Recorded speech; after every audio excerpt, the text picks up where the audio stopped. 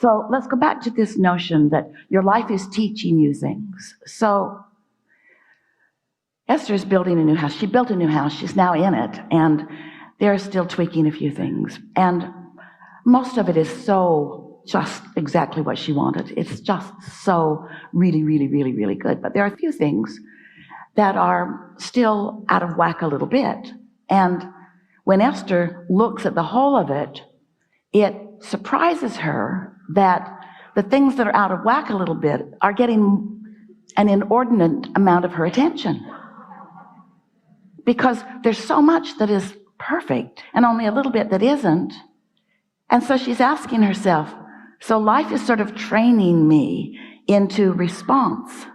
And so why am I letting the crew that didn't get something just right be the reason for the vibration that I'm offering? Why am I not letting the crews that got so much right be the reason for my vibration? So she's been asking herself that. Maybe it's because I'm solution-oriented.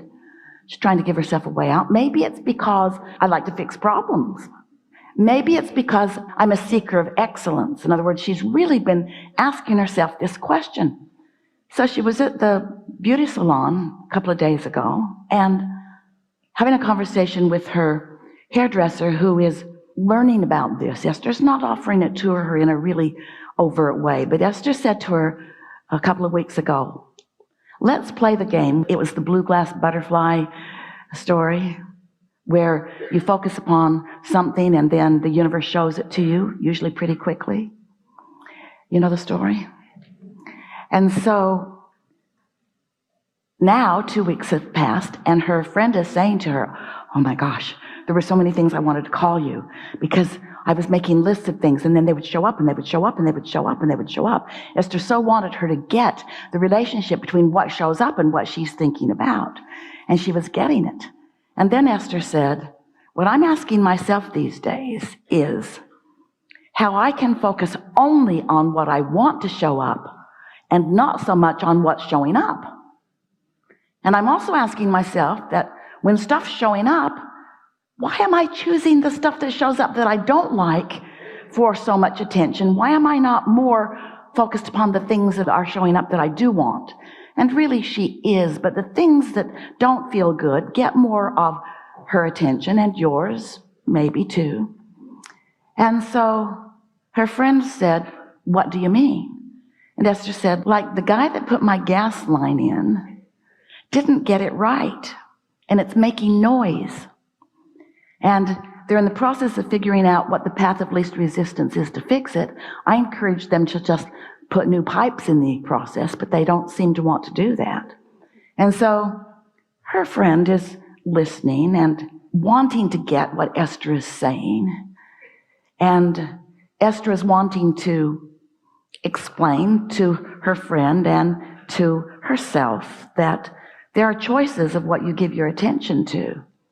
And in that moment, a girl walked into the cubicle. And she's the manager of the space that all of these individual people are renting.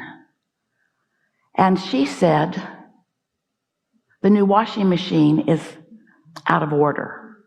And Esther's friend said, I know, I was the one that left the note and discovered it. I put a load of clothes in it last night. And it shook so hard, I thought the building was going to come down. It shook so hard that it shook right out of its space. I thought it was going to pull the gas line right out of the wall. And then Esther looked at her friend, and her friend looked at Esther.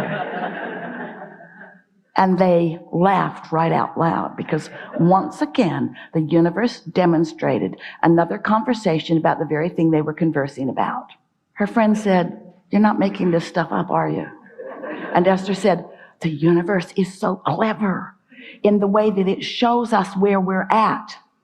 It shows us where we're at all the time. If you want to know where you're at, there are two ways to know. One is the way you feel, and the other is by what's showing up. And wouldn't it be nice if you could know by the way you feel so that you could continue to focus upon what you want to show up, rather than waiting for it to show up before you acknowledge what you've been flowing? Because nothing is coming at you that you are not wholly inviting. This is law of attraction. There's no law of assertion.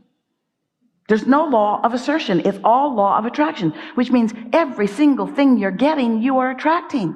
And you want to scream, Esther does, that can't be right. That can't be right. I cannot, after all this time of knowing all this stuff and thinking all of these wonderful thoughts, I cannot be responsible for some dumb guy,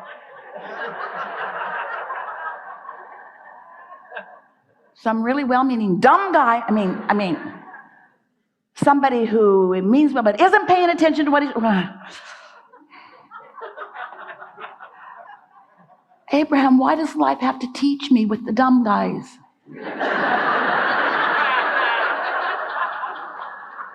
Can't I just get what I want? You know, Abraham, if you'd work harder at bringing me what I want, then I would observe only what I want, and then I would offer a vibration only of what I want. Don't you think you guys should work a little harder from the non-physical point of view? And we say, you're the creator of your reality. You are the offer of your vibration. You don't want somebody else messing with your vibration. You want it consistent, and it is. You want law of attraction to be always consistent with you. You want to know by the way you feel what you're doing with your vibration, what you're doing with your emission of thoughts, what you are setting up as your point of attraction. Don't you want to know? And don't you want to feel good? Isn't that the point of life anyway? Don't you want to feel good? So it really isn't difficult at all once you understand that you are the attractor of what comes to you. And of course, when Esther steps back away from the current thing that she's wrestling to the ground and killing, and acknowledges the wonder and wonderment and magnificence of her life experience, she feels like the most blessed person ever. But she's still not letting all the blessings in.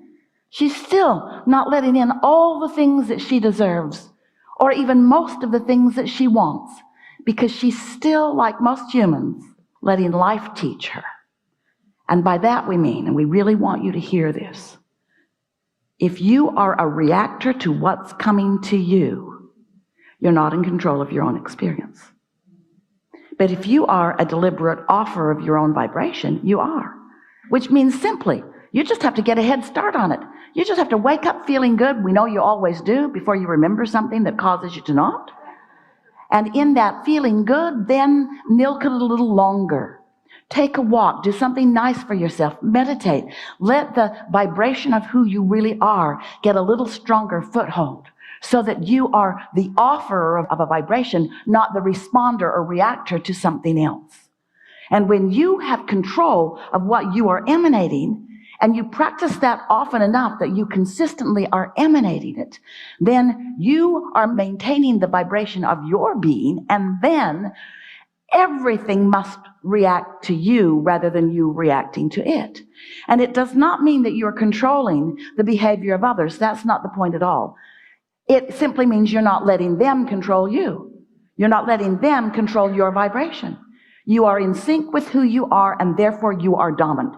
When you connect with who you are, the leverage and energy of that source flowing to you and through you, there are not even words to describe the power of that. And that's why the wonder of your life is so much more than the puny little details that are bugging you.